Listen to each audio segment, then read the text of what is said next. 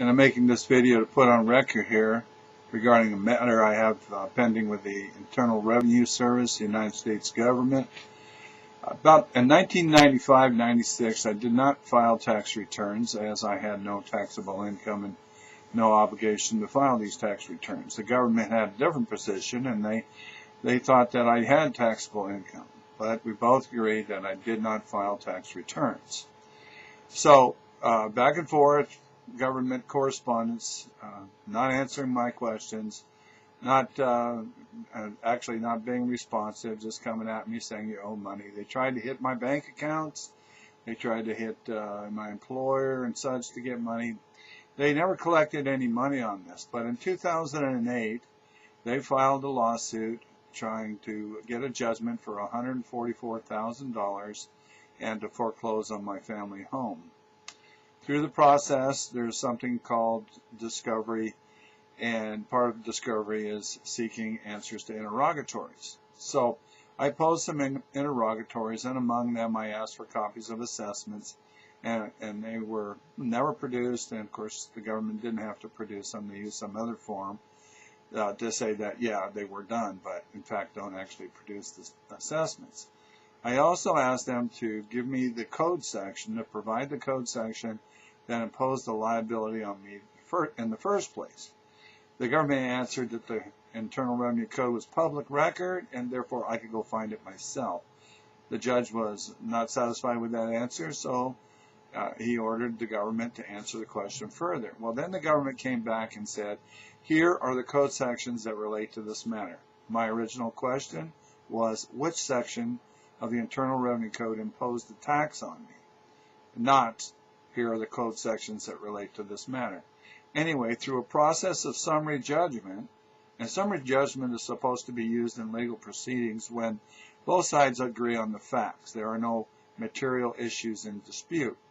And you know, it's kind of like if you got in a car accident and you said, yeah, I hit the guy from behind, and the other guy says, yeah, he hit me from behind.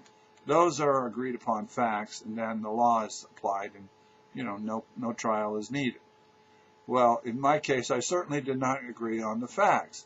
That the judge does is he rules that Benoit only had a technical disagreement on the definitions, but he agrees on the facts. I certainly didn't agree on the facts whatsoever. I didn't agree that I had taxable income, and that's the gist of the matter. Anyway, so without trial, I lose. Summary judgment is awarded on behalf of the government.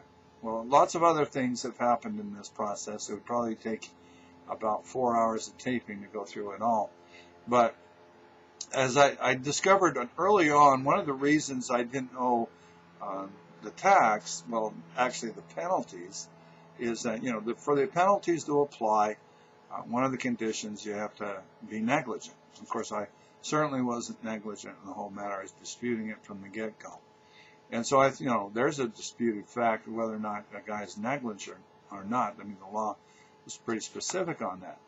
But more importantly, there's a penalty within this process that the IRS charged that is not something would be subject to some sort of interpretation.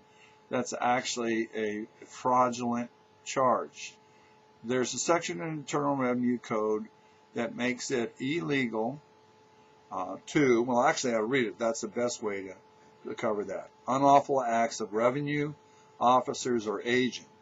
Any officer or employee of the United States acting in connection with any revenue law of the United States who is guilty of any extortion or willful oppression under color of law, or who knowingly demands other or greater sums than are allowed by law, shall be dismissed from office